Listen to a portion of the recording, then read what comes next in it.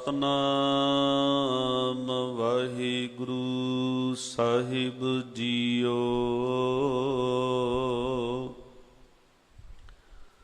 ਜਿਨ ਕੀਤੀ ਸੋ ਮੰਨਣਾ, ਕੋ ਸਾਲ ਜਿਵਾਹੇ ਸਾਲੀ। ਧਰਮ ਰਾਏ ਹੈ ਦੇਵਤਾ, ਲੈ ਗੱਲਾਂ ਕਰੇ ਦਲਾਲੀ। ਸਤਿਗੁਰ ਆਖੈ ਸੱਚਾ ਕਰੇ, ਸਾ ਬਾਤ ਹੋਵੈ ਦਰਹਾਲੀ। ਗੁਰ ਅੰਗਦ ਦੀ ਦੋਹੀ ਫਿਰੀ, ਸੱਚ ਕਰਤੈ ਬੰਦ ਬਹਾਲੀ। ਨਾਨਕ ਕਾਇਆ ਪਲਟ ਕਰ, ਮਲ ਤਖਤ ਬੈਠਾ ਸਹਿ ਡਾਲੀ। ਦਰ ਸੇਵੇ ਉਮਤ ਖੜੀ, ਮਸਕ ਲੈ ਹੋਏ ਜੰਗਾਲੀ। ਦਰ ਦਰਵੇਸ਼ ਖਸਮ ਦੈ, ਨਾਏ ਸਚੈ ਬਾਣੀ ਲਾਲੀ। ਬਲਵੰਡ ਖੀਵੀ ਨੇਕ ਜਨ, ਜਿਸ ਬਹੁਤੀ ਛਾਉ ਪਤਰਾਲੀ। ਲੰਗਰ ਦੌਲਤ ਵੰਡੀਐ, ਰਸ ਅੰਮ੍ਰਿਤ ਖੀਰ ਕਿਆਲੀ। ਗੁਰ ਸਿੱਖਾਂ ਕੇ ਮੁਖੀ ਉਜਲੇ, ਮਨ ਮੁਖ ਥੀਏ ਪਰਾਲੀ। ਪੈ ਕਬੂਲ ਖਸਮ ਨਾਲ, ਜਾਂ ਕਾਲ ਮਰਦੀ ਕਾਲੀ। ਮਾਤਾ ਖੀਵੀ ਸੋਹ ਸੋਏ, ਜਿਨ ਗੋਏ ਉਠਾਲੀ। ਮਾਤਾ ਖੀਵੀ ਸੋਹ ਸੋਏ, ਜਿਨ ਗੋਏ ਉਠਾਲੀ। ਚਵਰ ਛਤਰ ਤਖਤ ਦੇ ਮਾਲਕ ਸਾਹਿਬ ਸ੍ਰੀ ਗੁਰੂ ਗ੍ਰੰਥ ਸਾਹਿਬ ਮਹਾਰਾਜ ਜੀ ਦੀ ਪਾਵਨ ਪਵਿੱਤਰ ਗੋਦ ਅੰਦਰ ਜੁੜ ਬੈਠੇ ਗੁਰਮੁਖ ਪਿਆਰੇ, ਗੁਰੂ ਸਵਾਰੇ ਸਤ ਸੰਗੀ ਜਨੋ ਵਡਭਾਗੇ ਹੋ। ਸਾਹਿਬਾਂ ਦੀ ਪਾਵਨ ਗੋਦ ਵਿੱਚ ਜੁੜ ਬੈਠ ਕਰਕੇ ਅੰਮ੍ਰਿਤਮਈ ਪਾਵਨ ਬਾਣੀ ਆਸਾ ਕੀ ਵਾਰ ਦਾ ਕੀਰਤਨ ਸ਼ਰਵਣ ਕਰ ਰਹੇ ਸੀ ਤੇ ਆਪਣੇ ਜੀਵਨ ਦੀਆਂ ਅਮੋਲਕ ਘੜੀਆਂ ਨੂੰ ਸਫਲ ਕਰਨ ਦਾ ਯਤਨ ਕਰ ਰਹੇ ਸੀ। ਸ਼੍ਰੀ ਗੁਰੂ ਗ੍ਰੰਥ ਸਾਹਿਬ ਜੀ ਦੀ ਪਾਵਨ ਪਵਿੱਤਰ ਬਾਣੀ ਦੀ ਲੜੀਵਾਰ ਕਥਾ ਵਿਚਾਰ ਵਿੱਚੋਂ ਭਾਈ ਸਤੇ ਅਤੇ ਭਾਈ ਰਾਏ ਬਲਵੰਡ ਜੀ ਦੀ ਉਚਾਰਨ ਕੀਤੀ ਹੋਈ ਰਾਮਕਲੀ ਕੀ ਵਾਰ, ਤਿਸ ਦੀ ਪੌੜੀ ਨੰਬਰ ਤੀਸਰੀ ਪੌੜੀ ਦੇ ਪਾਠ ਨੂੰ ਆਪ ਜੀ ਨੇ ਸ਼ਰਵਣ ਕੀਤਾ ਹੈ। ਆਓ ਗੁਰੂ ਕਿਰਪਾ ਰਹਿਮਤ ਸਦਕਾ ਇਸ ਪੌੜੀ ਦੀ ਵਿਚਾਰ ਦੇ ਨਾਲ ਜੁੜਨਾ ਕਰੀਏ। ਵਿਚਾਰਾਂ ਦੀ ਆਰੰਭਤਾ ਤੋਂ ਪਹਿਲਾਂ ਲਵਾਈਏ ਗੁਰੂ ਚਰਨਾਂ ਦੇ ਵਿੱਚ ਹਾਜ਼ਰੀ। ਗੁਰੂ ਬਖਸ਼ੀ ਫਤਿਹ ਪ੍ਰਵਾਨ ਕਰੋ ਜੀ। ਵਾਹਿਗੁਰੂ ਜੀ ਕਾ ਖਾਲਸਾ, ਵਾਹਿਗੁਰੂ ਜੀ ਕੀ ਫਤਿਹ। ਭਾਈ ਬਲਵੰਡ ਰਾਏ ਜੀ ਇਹਨਾਂ ਪੌੜੀਆਂ ਦੇ ਅੰਦਰ ਧੰਨ ਗੁਰੂ ਨਾਨਕ ਦੇਵ ਮਹਾਰਾਜ ਜੀ ਅਤੇ ਧੰਨ ਗੁਰੂ ਅੰਗਦ ਦੇਵ ਮਹਾਰਾਜ ਜੀ ਦੀ ਮਿਲਵੀਂ ਸਿਫਤ ਵਡਿਆਈ ਕਰ ਰਹੇ ਹਨ। ਨਾਲ ਇਹ ਦੱਸ ਰਹੇ ਹਨ ਕਿ ਗੁਰੂ ਅੰਗਦ ਦੇਵ ਮਹਾਰਾਜ ਜੀ ਨੇ ਸਿੱਖ ਬਣ ਕੇ ਜਦੋਂ ਘਾਲਣਾ ਘਾਲੀ, ਜਦੋਂ ਸੇਵਾ ਥਾਏ ਪਈ, ਤੇ ਉਹਨਾਂ ਦੀ ਸੇਵਾ ਜਦੋਂ ਥਾਈ ਪਈ, ਗੁਰੂ ਨਾਨਕ ਦੇਵ ਮਹਾਰਾਜ ਜੀ ਨੇ ਉਹਨਾਂ ਦੀ ਝੋਲੀ ਵਿੱਚ ਬਖਸ਼ਿਸ਼ ਦੀ ਦਾਤ ਪਾਈ, ਉਹਨਾਂ ਨੂੰ ਗੁਰਗੱਦੀ ਦਾ ਵਾਰਸ ਬਣਾਇਆ। ਤੇ ਅੱਜ ਦੀ ਇਸ ਪੌੜੀ ਦੇ ਅੰਦਰ ਗੁਰੂ ਅੰਗਦ ਦੇਵ ਮਹਾਰਾਜ ਜੀ ਦੀ ਘਾਲਣਾ ਤੇ ਗੁਰੂ ਨਾਨਕ ਦੇਵ ਮਹਾਰਾਜ ਜੀ ਦੀ ਬਖਸ਼ਿਸ਼, ਉਹਦੀ ਵਡਿਆਈ ਭਾਈ ਬਲਵੰਡ ਰਾਏ ਜੀ ਕਰ ਰਹੇ ਹਨ। ਭਾਈ ਬਲਵੰਡ ਰਾਏ ਜੀ ਬਖਸ਼ਿਸ਼ ਕਰਦੇ ਹੋਏ ਕਹਿ ਰਹੇ ਨੇ, ਜਿਨ ਕੀਤੀ ਸੋ ਮੰਨਣਾ, ਕੋ ਸਾਲ ਜਵਾਏ ਸਾਲੀ। ਵੀ ਜਿਸ ਗੁਰੂ ਅੰਗਦ ਦੇਵ ਮਹਾਰਾਜ ਜੀ ਨੇ ਗੁਰੂ ਨਾਨਕ ਦੇਵ ਪਾਤਸ਼ਾਹ ਜੀ ਦਾ ਹੁਕਮ ਮੰਨਿਆ, ਨਿਮਰਤਾ ਦੇ ਵਿੱਚ ਟਿਕ ਕੇ, ਪ੍ਰੇਮ ਸ਼ਰਧਾ ਭਾਵਨਾ ਦੇ ਵਿੱਚ ਟਿਕ ਕੇ, ਗੁਰੂ ਅੰਗਦ ਦੇਵ ਮਹਾਰਾਜ ਜੀ ਨੇ ਗੁਰੂ ਨਾਨਕ ਦੇਵ ਮਹਾਰਾਜ ਜੀ ਦਾ ਹੁਕਮ ਮੰਨਿਆ। ਸਮਾਂ ਆਇਆ ਕਿ ਹੁਕਮ ਮੰਨਣ ਵਾਲਾ ਪੂਜਣ ਯੋਗ ਹੋ ਗਿਆ, ਆਦਰ ਮਾਣ ਪ੍ਰਾਪਤ ਕਰਨ ਜੋਗਾ ਹੋ ਗਿਆ। ਉਹ ਹੁਣ ਦੂਜਿਆਂ ਨੂੰ ਹੁਕਮ ਕਰਦਾ ਹੈ। ਹੁਣ ਲੱਖਾਂ ਹਜ਼ਾਰਾਂ ਲੋਕ ਉਹਦੇ ਕੋਲੋਂ ਹੁਕਮ ਲੈ ਕੇ ਆਪਣੇ ਜੀਵਨ ਨੂੰ ਸਫਲ ਕਰਦੇ ਨੇ। ਜਿਨ ਕੀਤੀ ਸੋ ਮੰਨਣਾ, ਜਿਸ ਗੁਰੂ ਅੰਗਦ ਦੇਵ ਮਹਾਰਾਜ ਜੀ ਨੇ ਪ੍ਰੇਮ ਤੇ ਨਿਮਰਤਾ ਭਾਵ ਵਿੱਚ ਟਿਕ ਕੇ ਗੁਰੂ ਨਾਨਕ ਦੇਵ ਮਹਾਰਾਜ ਜੀ ਦਾ ਹੁਕਮ ਮੰਨਿਆ, ਤੇ ਗੁਰੂ ਨਾਨਕ ਦੇਵ ਮਹਾਰਾਜ ਜੀ ਨੇ ਇੰਨਾ ਉੱਚੀਆਂ ਕਰ ਦਿੱਤਾ ਆਪਣੇ ਉਸ ਸ਼ਿਸ਼ ਨੂੰ, ਆਪਣੇ ਉਸ ਸੇਵਕ ਨੂੰ, ਕਿ ਹੁਕਮ ਮਨਵਾਉਣ ਦੀ ਤਾਕਤ ਰੱਖਣ ਵਾਲਾ ਉਹ ਬਣ ਗਿਆ। ਉਹਨੂੰ ਆਦਰ ਤੇ ਮਾਣ ਸੰਸਾਰ ਦੇ ਵਿੱਚੋਂ ਮਿਲਣਾ ਸ਼ੁਰੂ ਹੋ ਗਿਆ। ਵੇਖੋ ਜੀ, ਮਨੁੱਖ ਦੀ ਜ਼ਿੰਦਗੀ ਵਿੱਚ ਦੋ ਦੌਰ ਮੰਨੇ ਗਏ ਹਨ। ਪਹਿਲਾ ਦੌਰ ਹੈ ਹੁਕਮ ਮੰਨਣ ਦਾ, ਦੂਜਾ ਦੌਰ ਹੈ ਹੁਕਮ ਮਨਾਉਣ ਦਾ। ਜਿਸ ਨੇ ਪਹਿਲਾਂ ਕਿਸੇ ਦਾ ਹੁਕਮ ਮੰਨਿਆ ਹੁੰਦਾ ਹੈ, ਉਹਦੇ ਕੋਲ ਫਿਰ ਤਾਕਤ ਆ ਜਾਂਦੀ ਹੈ ਕਿ ਉਹ ਹੁਕਮ ਮਨਵਾਉਣ ਵਾਲਾ ਬਣ ਜਾਂਦਾ ਹੈ। ਮਿਸਾਲ ਦੇ ਤੌਰ ਤੇ ਬੱਚੇ ਦੇ 20-25 ਸਾਲ ਲਗਾਤਾਰ ਹੁਕਮ ਮੰਨਣ ਦੇ ਵਿੱਚ ਗੁਜ਼ਰਦੇ ਹਨ। ਪਹਿਲਾਂ ਬੱਚਾ ਆਪਣੇ ਮਾਂ-ਬਾਪ ਦਾ ਹੁਕਮ ਮੰਨਦਾ ਹੈ, ਉਸ ਤੋਂ ਬਾਅਦ ਵਿੱਚ ਫਿਰ ਅਧਿਆਪਕਾਂ ਟੀਚਰਾਂ ਦਾ ਹੁਕਮ ਮੰਨਦਾ ਹੈ। ਜਦੋਂ ਹੁਕਮ ਮੰਨਣ ਦੇ ਦੌਰ ਦੇ ਵਿੱਚੋਂ ਉਹ ਸਹਿਜਤਾ ਦੇ ਨਾਲ ਨਿਕਲਦਾ ਹੈ, ਹੁਕਮ ਮੰਨਦਾ ਜਾਂਦਾ ਹੈ, ਹੁਕਮ ਮੰਨਦਾ ਜਾਂਦਾ ਹੈ। ਇੱਕ ਦਿਨ ਇਤਨੀ ਤਾਕਤ ਰੱਖਣ ਵਾਲਾ, ਇਤਨੇ ਵੱਡੇ ਅਹੁਦੇ ਤੇ ਉਹ ਜਾ ਬੈਠਦਾ ਹੈ ਕਿ ਹੁਕਮ ਮਨਵਾਉਣ ਦੀ ਤਾਕਤ ਉਹਦੇ ਕੋਲ ਆ ਜਾਂਦੀ ਹੈ। ਅੱਜ ਉਹ ਕੁਰਸੀ ਤੇ ਬਹਿ ਕੇ, ਕਿਸੇ ਅਹੁਦੇ ਤੇ ਬਹਿ ਕੇ ਦੂਜਿਆਂ ਨੂੰ ਹੁਕਮ ਮਨਾ ਰਿਹਾ ਹੈ।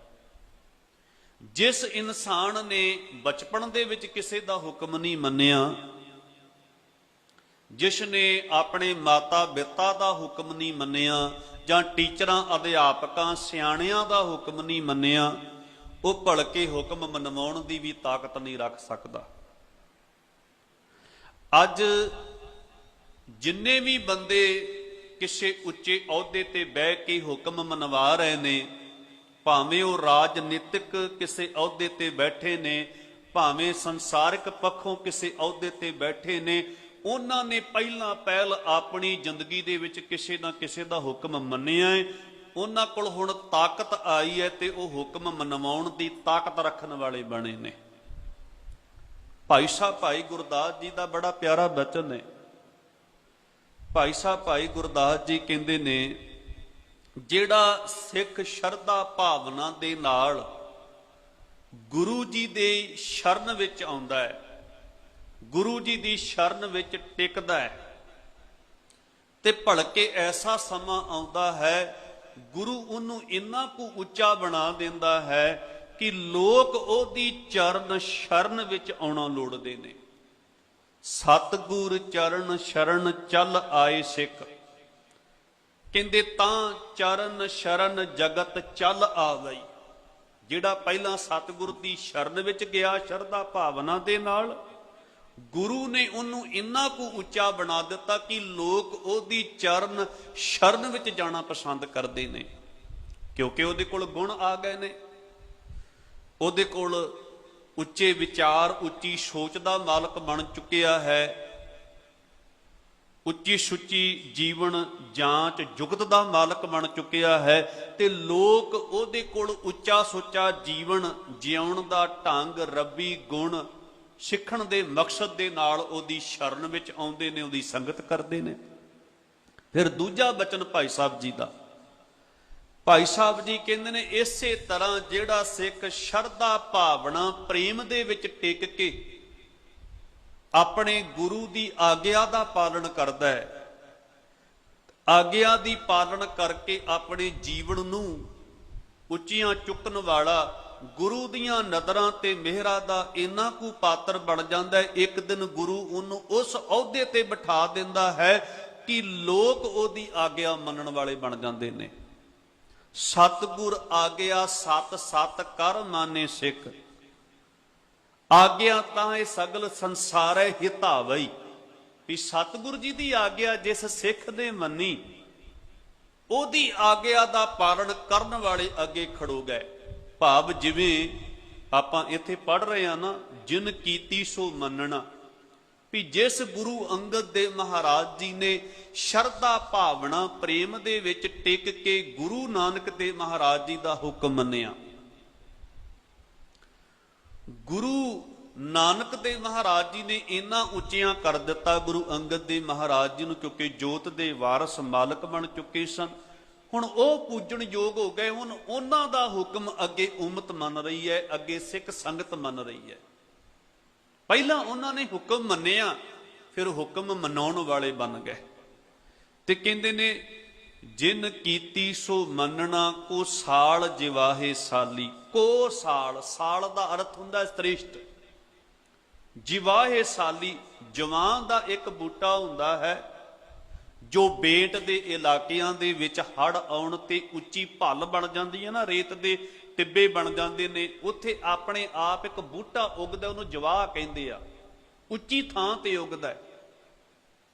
ਉਹ ਬੂਟਾ ਜਦੋਂ ਫਿਰ ਮੀਂਹ ਬਰਸਾਤ ਸ਼ੁਰੂ ਹੁੰਦਾ ਹੈ, ਬਰਖਾ ਦਾ ਪਾਣੀ ਪੈਣ ਤੇ ਉਹ ਸੁੱਕ ਜਾਂਦਾ ਹੈ ਤੇ ਉਹ ਬੂਟਾ ਕਿਸੇ ਕੰਮ ਦਾ ਨਹੀਂ ਹੈ। ਉਸ ਬੂਟੇ ਦੇ ਪੱਤਿਆਂ ਦੇ ਆਲੇ ਦੁਆਲੇ ਕੰਡੇ ਹੁੰਦੇ ਨੇ। ਉਹ ਉੱਚੀ ਥਾਂ ਤੇ ਉੱਗਦਾ ਤੇ ਪਾਣੀ ਪੈਣ ਦੇ ਨਾਲ, ਵਰਖਾ ਹੋਣ ਦੇ ਨਾਲ ਸੜ ਜਾਂਦਾ, ਸੁੱਕ ਜਾਂਦਾ, ਕੋਈ ਮੁੱਲ ਨਹੀਂ ਉਹਦਾ। ਦੂਜਾ ਸਾਲੀ ਦਾ ਅਰਥ ਹੈ ਮੂੰਜੀ।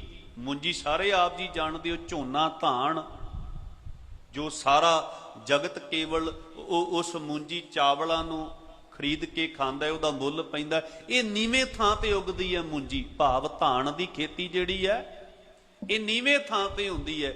ਨੀਵੇਂ ਥਾਂ ਤੇ ਹੋ ਕਰਕੇ ਪਲ ਕਰਕੇ ਦਾਣੇ ਜਦੋਂ ਇਹਦੇ ਵਿੱਚੋਂ ਨਿਕਲਦੇ ਨੇ ਤੇ ਮੁੱਲ ਪੈਂਦਾ। ਇਹ ਨੀਵੇਂ ਥਾਂ ਤੇ ਉੱਗ ਕੇ ਮੁੱਲ ਪਵਾ ਜਾਂਦੀ ਹੈ। ਇਸੇ ਤਰ੍ਹਾਂ ਭਾਈ ਸੱਤਾ ਤੇ ਭਾਈ ਬਲਵੰਡ ਜੀ ਕਹਿ ਰਹੇ ਨੇ ਕਿ ਗੁਰੂ ਅੰਗਦ ਦੇਵ ਮਹਾਰਾਜ ਜੀ ਨੇ ਨਿਮਰਤਾ ਦੇ ਵਿੱਚ ਰਹਿ ਕੇ ਗੁਰੂ ਨਾਨਕ ਦੇਵ ਮਹਾਰਾਜ ਜੀ ਦਾ ਹੁਕਮ ਨੀਵੇਂ ਹੋ ਕੇ ਮੰਨਿਆ ਤੇ ਕਹਿੰਦੇ ਨੇ ਉਹਨਾਂ ਦੀ ਕਦਰ ਪੈ ਗਈ, ਉਹਨਾਂ ਦਾ ਮੁੱਲ ਪੈ ਗਿਆ, ਸ੍ਰੇਸ਼ਟ ਹੋ ਗਏ। ਗੁਰੂ ਨਾਨਕ ਦੇਵ ਮਹਾਰਾਜ ਜੀ ਦੀਆਂ ਨਜ਼ਰਾਂ ਵਿੱਚ ਪ੍ਰਵਾਨ ਹੋ ਗਏ। ਤੇ ਜਿਨ੍ਹਾਂ ਨੇ ਹੁਕਮ ਨਹੀਂ ਮੰਨਿਆ, ਆਪਾਂ ਕੱਲ ਪੜ੍ਹਿਆ ਵੀ ਸੀ, ਪੁੱਤਰੀ ਕੌਲ ਨਾ ਪਾਲਿਓ, ਕਰ ਪੀਰੋ ਕੰਨ ਮਰਟੀਏ, ਦਿਲ ਖੋਟੇ ਆਕੀ ਫਿਰਨ ਬੰਨ, ਭਾਰ ਉਚਾਇਨ ਛਟੀਏ। ਵੀ ਪੁੱਤਰਾਂ ਨੇ ਹੁਕਮ ਨਹੀਂ ਮੰਨਿਆ, ਕਿੰਤੂ ਪਰੰਤੂ ਅੱਗੋਂ ਕਰਦੇ ਰਹੇ। ਗੁਰੂ ਨਾਨਕ ਦੇਵ ਮਹਾਰਾਜ ਜੀ ਬਾਰੇ, ਆਪਣੇ ਪਿਤਾ ਬਾਰੇ ਕਹਿ ਦਿੰਦੇ ਸਨ ਵੀ ਪਿਤਾ ਦਾ ਦਿਮਾਗ ਹੁਣ ਕੰਮ ਨਹੀਂ ਕਰਦਾ। ਗੰਦੇ ਨਾਲੇ ਵਿੱਚੋਂ ਕਦੇ ਕਟੋਰਾ ਕੱਢਣ ਵਾਸਤੇ ਕਹਿੰਦੇ ਆ, ਕਦੇ ਅੱਧੀ ਰਾਤ ਨੂੰ ਕੱਪੜੇ ਧੋਣ ਵਾਸਤੇ ਕਹਿੰਦੇ ਆ, ਕਦੇ ਵਰਦੇ ਮੀਂਹ ਦੇ ਵਿੱਚ ਅੱਧੀ ਰਾਤ ਨੂੰ ਦੀਵਾਰ ਉਸਾਰਨ ਵਾਸਤੇ ਕਹਿੰਦੇ ਆ। ਦਿਮਾਗ ਕੇ ਲੱਗਿਆ ਪਿਤਾ ਜੀ ਦਾ। ਪਰ ਗੁਰੂ ਅੰਗਦ ਦੇ ਮਹਾਰਾਜ ਜੀ ਨੇ ਘਾਲਣਾ ਕਾਲੀ ਨੀਵੇਂ ਹੋ ਕੇ ਨਿਮਰਤਾ ਵਿੱਚ ਰਹਿ ਕੇ ਕੋਈ ਕਿੰਤੂ ਪਰੰਤੂ ਨਹੀਂ ਕੀਤਾ। ਵੇਖੋ ਇਸ ਢੰਗ ਨਾਲ ਗੁਰੂ ਦਾ ਹੁਕਮ ਮੰਨਿਆ। ਇੱਕ ਵਾਰ ਬਾਬਾ ਬੁੱਢਾ ਜੀ ਨਾਲ ਪਏ ਹੋਏ ਨੇ, ਗੁਰੂ ਨਾਨਕ ਦੇਵ ਮਹਾਰਾਜ ਜੀ ਦੀ ਵਿਚਕਾਰ ਨੇ ਤੇ ਨਾਲ ਗੁਰੂ ਅੰਗਦ ਦੇਵ ਮਹਾਰਾਜ ਜੀ ਸਿੱਖ ਬਣ ਕੇ ਘਾਲਣਾ ਘਾਲ ਰਹੇ ਨੇ। ਉਦੋਂ ਆ ਅਲਾਰਮ ਵਗੈਰਾ ਨਹੀਂ ਸੀ ਹੁੰਦੇ ਤੇ ਗੁਰੂ ਨਾਨਕ ਦੇਵ ਮਹਾਰਾਜ ਜੀ ਨੇ ਆਖਿਆ ਵੀ ਬਾਬਾ ਬੁੱਢਾ ਜੀ ਜਾਓ ਵੇਖ ਕੇ ਆਓ ਰਾਤ ਕਿੰਨੀ ਕੁ ਗੁਜ਼ਰੀ ਹੈ, ਕਿੰਨੀ ਕੁ ਬਾਕੀ ਰਹਿ ਗਈ ਹੈ। ਬਾਬਾ ਬੁੱਢਾ ਜੀ ਗਏ। ਬਾਬਾ ਬੁੱਢਾ ਜੀ ਨੇ ਵੇਖਿਆ ਚੰਦਰਮਾ ਦੀ ਰੋਸ਼ਨੀ, ਕੋਈ ਚੰਦਰਮਾ ਕਿੱਥੇ ਕੁ ਪਹੁੰਚਿਆ ਹੈ, ਕਿਉਂਕਿ ਰਾਤ ਦਾ ਪਤਾ ਚੰਦਰਮਾ ਨੂੰ ਵੇਖ ਕੇ ਲਾਇਆ ਜਾਂਦਾ ਹੈ ਕਿੱਥੇ ਪਹੁੰਚ ਗਿਆ ਹੈ, ਤੇ ਸਵੇਰ ਦਾ ਪਤਾ ਜਿਹੜਾ ਸੂਰਜ ਹੈ ਉਹਦੀ ਦੂਰੀ ਉਹਨੂੰ ਵੇਖ ਕੇ ਲਾਇਆ ਜਾਂਦਾ ਹੈ। ਤੇ ਬਾਬਾ ਬੁੱਢਾ ਜੀ ਨੇ ਆ ਕੇ ਦੱਸ ਦਿੱਤਾ, ਸੱਚੇ ਪਾਤਸ਼ਾਹ ਜੀ ਅੱਧੀ ਰਾਤ ਗੁਜ਼ਰ ਚੁੱਕੀ ਹੈ ਤੇ ਅੱਧੀ ਬਾਕੀ ਬਚੀ ਹੈ।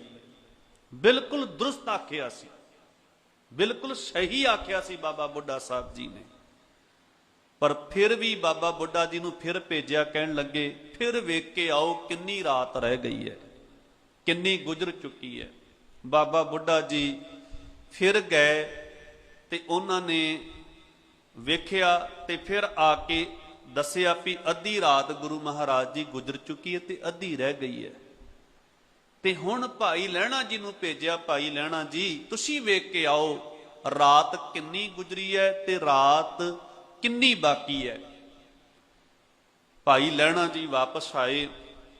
ਵੇਖ ਕਰਕੇ ਭਾਈ ਲਹਿਣਾ ਜੀ ਕਹਿੰਦੇ ਧੰਨ ਗੁਰੂ ਨਾਨਕ ਦੇਵ ਮਹਾਰਾਜ ਜੀ, ਆਪ ਜੀ ਦੇ ਭਾਣੇ ਵਿੱਚ ਜਿੰਨੀ ਰਾਤ ਗੁਜ਼ਰ ਗਈ ਹੈ ਆਪ ਜੀ ਦੇ ਭਾਣੇ ਵਿੱਚ ਗੁਜ਼ਰ ਗਈ ਹੈ, ਤੇ ਜਿੰਨੀ ਬਾਕੀ ਬਚੀ ਹੈ ਉਨੀ ਆਪ ਜੀ ਦੇ ਭਾਣੇ ਵਿੱਚ ਬਚੀ ਹੈ। ਘੁੱਟ ਕੇ ਛਾਤੀ ਨਾਲ ਲਾ ਲਿਆ, ਭਾਵ ਹੁਕਮ ਨੂੰ ਬੜੀ ਗਹਿਰਾਈ ਦੇ ਨਾਲ ਉਸ ਰਮਜ ਨੂੰ ਸਮਝਣ ਵਾਲੇ ਸਨ ਭਾਈ ਲਹਿਣਾ ਜੀ।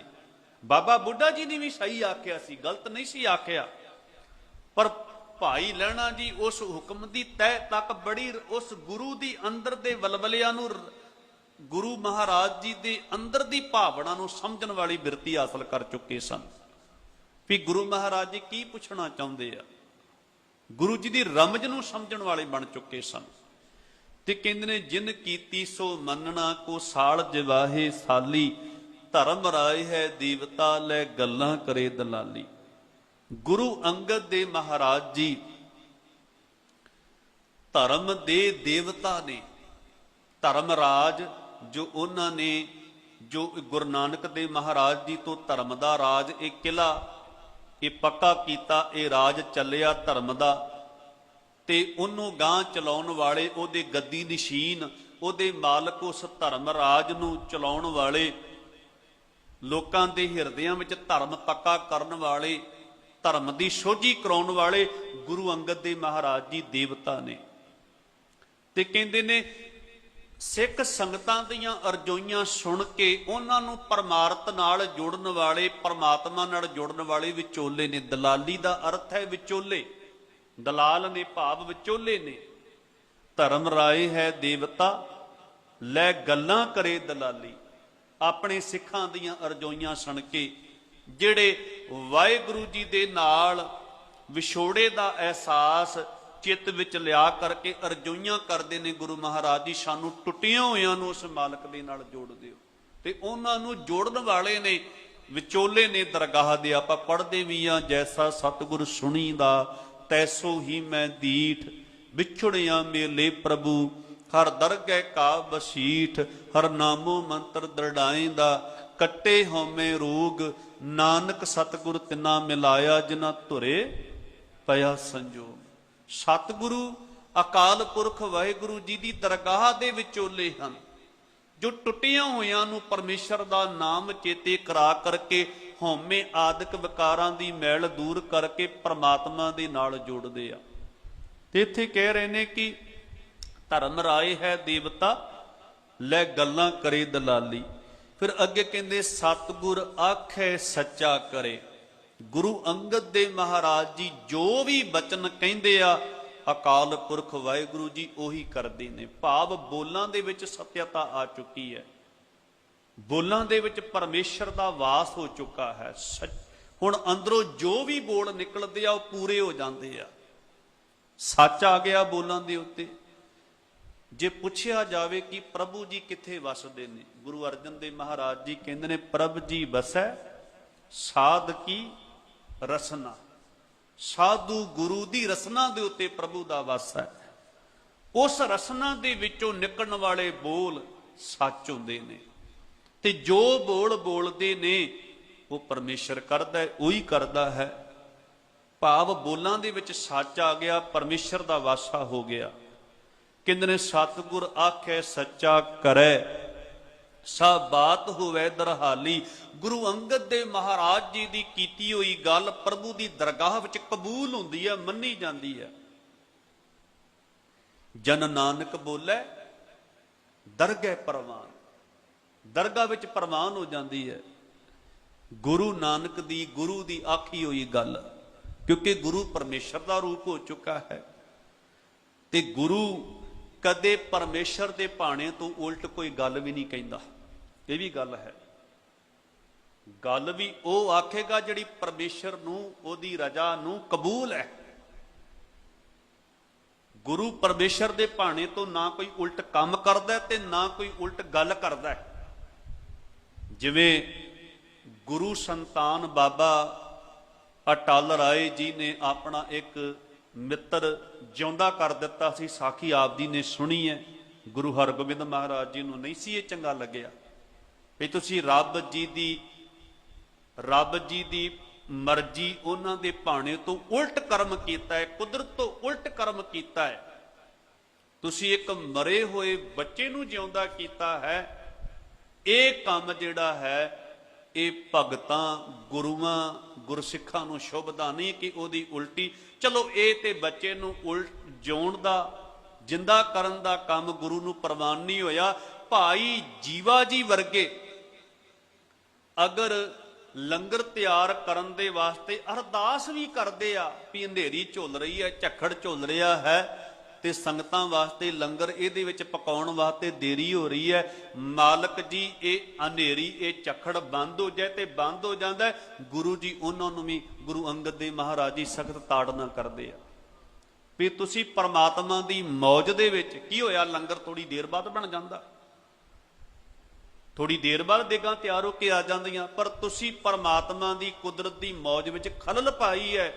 ਇਹ ਗੱਲ ਹਕੀਕਤ ਹੈ ਵੀ ਤੁਹਾਡੇ ਬੋਲਾਂ ਵਿੱਚ ਸੱਤ ਹੈ, ਬਿਰਥੀ ਕਦੇ ਨਾ ਹੋਵੇ। ਜਨ ਕੀ ਅਰਦਾਸ, ਜੋ ਅਰਦਾਸ ਕਰੋਗੇ ਉਹ ਖਸਮ ਸੁਣੇਗਾ, ਕਬੂਲ ਹੋਵੇਗੀ।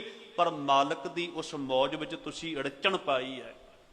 ਕਦੇ ਵੀ ਆਪਣੇ ਸਵਾਰਥ ਨੂੰ ਪੂਰੀਆਂ ਕਰਨ ਵਾਸਤੇ ਮਾਲਕ ਦੀ ਮੌਜ ਦੇ ਵਿੱਚ ਤੁਸੀਂ ਕੋਈ ਸ਼ਬਦ ਬੋਲ ਕੇ, ਅਰਦਾਸ ਬੋਲ ਕੇ ਅੜਚਣ ਨਹੀਂ ਪਾਉਣੀ। ਇਹ ਹਦਾਇਤ ਦਿੱਤੀ ਸੀ ਭਾਈ ਜੀਵਾ ਜੀ ਵਰਗਿਆਂ ਨੂੰ।